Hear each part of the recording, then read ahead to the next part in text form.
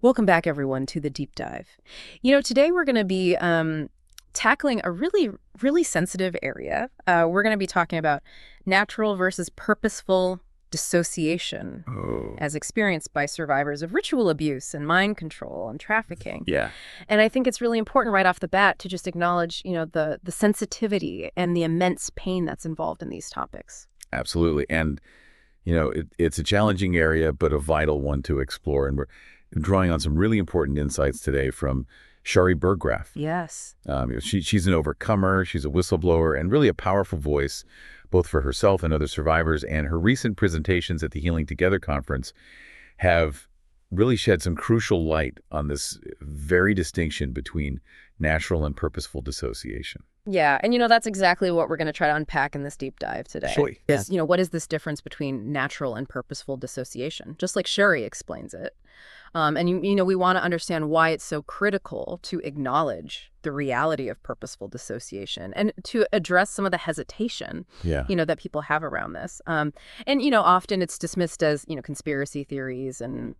Right. And it's important to remember that this understanding comes directly from lived experience. Yeah. Sharri herself has survived ritual abuse, mind control, and trafficking. Yeah. So her journey really speaks volumes to, not only the horrors of these abuses, but also the incredible strength and resilience that she embodies now as an advocate for other survivors. Yeah, and she's been, a significant voice at the Healing Together conference. And her focus has been on, safety, freedom, and the role of faith in healing. Absolutely. And her work extends beyond these speaking engagements. She's actively involved with Relentless Hope in Utah, which is an organization that is dedicated to raising funds and awareness about these very issues. Right. And, she's going to be featured on an upcoming podcast with Jason Preston. Oh, wow. And for those who don't know, Jason Preston and his wife, Alexia, have been very strong allies for survivors. And what's really interesting is that, Jason's background was in politics. Okay. And it was through politics that he encountered these issues in Utah. Interesting. And sadly, Utah has become a focal point for these issues. Yeah. Ritual abuse, mind control, trafficking, and sadly, within the context of the LDS Church as well. So, it's just really fascinating how these things intersect with communities and structures that you might not immediately associate with these crimes. Right. But Jason, along with Relentless Hope and other advocates, they organized a rally and a vigil to support survivors and, to push for prosecution. So, it's really bringing attention to this and trying to raise awareness and really saying like, hey, this needs to be talked about more. We need to be doing more to address this. And, Sharri has really become a central figure in this fight. She wants to be a voice for the voiceless. Absolutely. And she's encouraging other survivors to find their voice and to share their truth. And, her story, I think, is so powerful because it offers hope to so many people. Yes. Okay, so let's dive into the heart of what Sharri discusses. This crucial distinction between natural organic dissociation and the engineered dissociation that occurs in ritual abuse and mind control. So what's the core difference as she explains it? So, the fundamental difference really boils down to intent and method. Okay. Natural dissociation, this is something that can arise as a response to overwhelming trauma. Right. It's kind of like a psychological defense mechanism, right? The mind is just trying to protect itself from an experience that's just too much to bear, too much to process. Right. But what Sharri really emphasizes is that in cases of ritual abuse and mind control, the abusers are deliberately engineering this dissociation. Okay? So it's not a natural process happening on its own. They're employing systematic torture and really horrific methods with the very specific and calculated goal of fracturing the child's sense of self. So it's not just a consequence of the abuse, it's actually a tool they're using. Precisely. It's about creating these divisions within the psyche. This leads to the formation of what are often called parts or sometimes alters. Yeah. And these parts are then often programmed to fulfill very specific roles, often tragically for the abuser's own gain.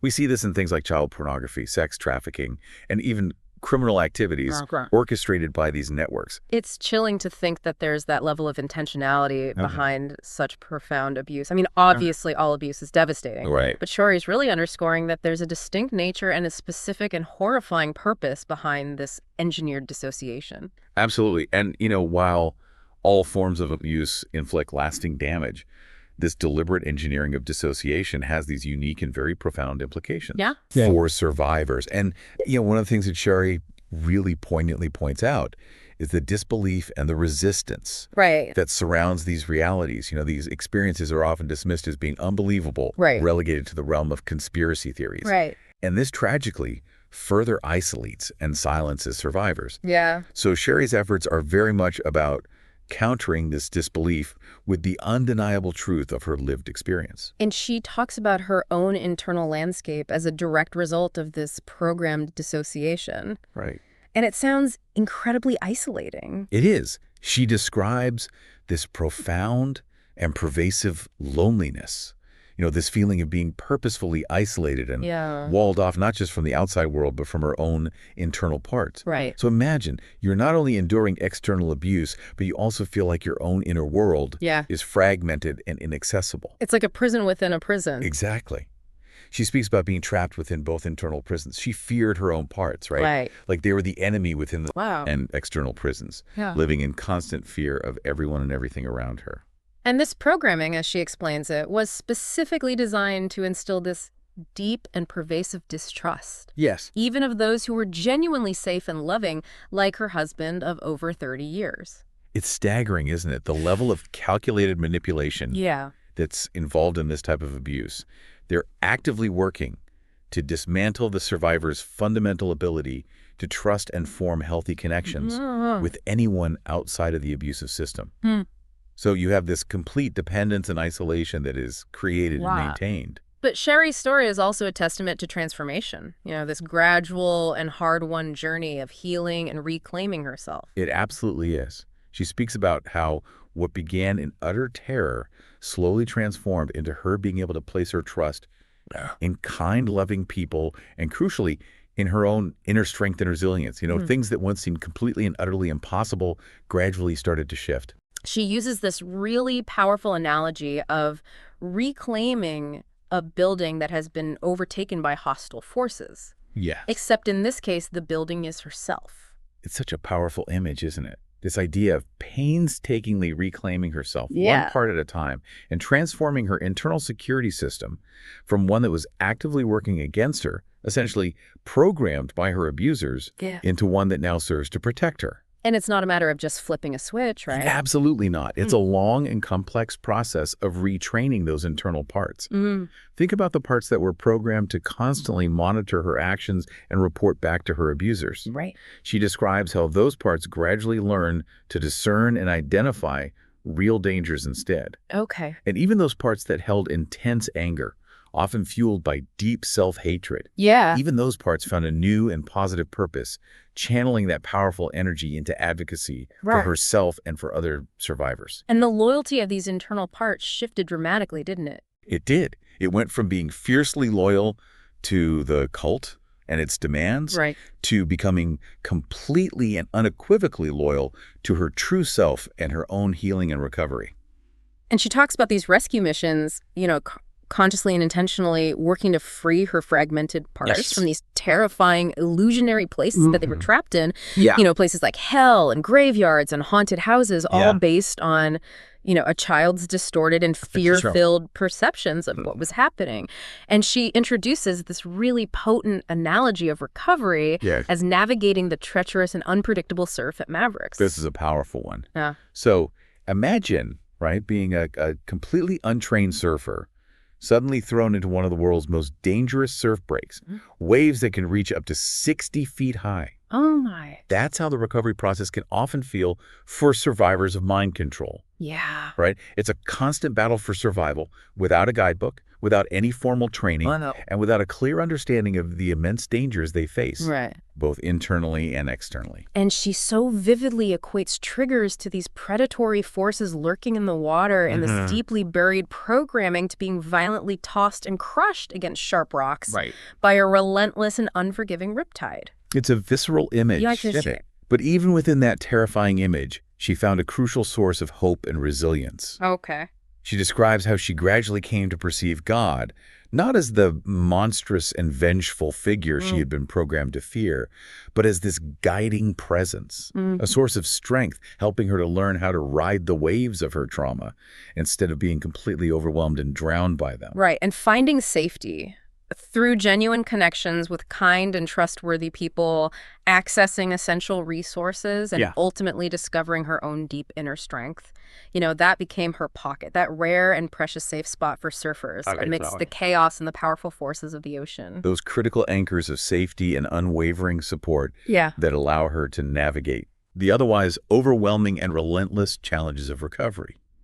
And she makes it very clear, these abuser groups thrive on complete isolation. Right. They're functioning as these criminal enterprises that actively and deliberately work to keep their victims utterly alone, disconnected from any potential source of help or escape. Which makes breaking free and beginning to reconnect with others even more profound. It really does. And she talks about this ongoing and intensive process of rewiring, that deeply ingrained internal security system, gradually reclaiming her entire internal world from the pervasive control of her abusers. Yeah, and even those internal parts that were once forcibly programmed to act as jailers, perpetuating this cycle of internal control and fear, they're now undergoing this remarkable transformation. It is remarkable. Evolving into guardians and protectors of her overall well-being.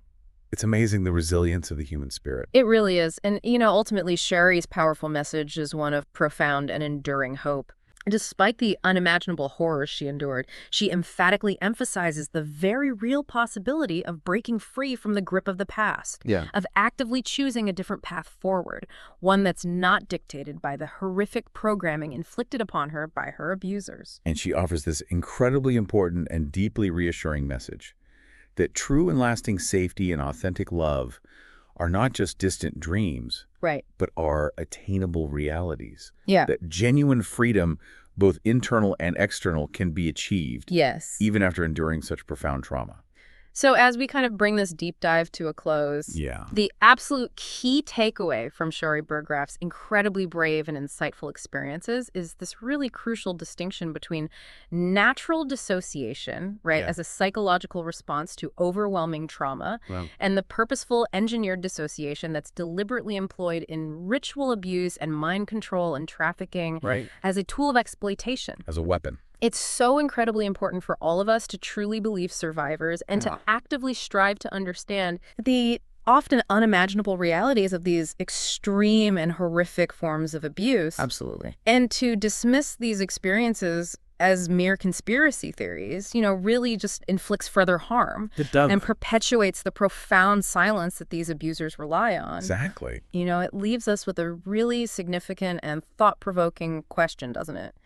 Consider the truly profound and lasting impact of such intentional and systematic manipulation on the very core of the human psyche. And the almost unimaginable resilience required to slowly and painstakingly reclaim one's own inner world after enduring such experiences. Very remarkable. What does it truly mean to understand the fundamental concept of internal freedom when that inner landscape has been so deliberately and systematically controlled, fractured, and exploited? It's something really profound to sit with and reflect upon. It truly is. And Sharri's immense courage in sharing her story offers us a vital and deeply important window into that incredibly complex and often deliberately hidden world. Well, thank you so much for joining us today on The Deep Dive. We'll be back next week with another Deep Dive. Thank you. See you then.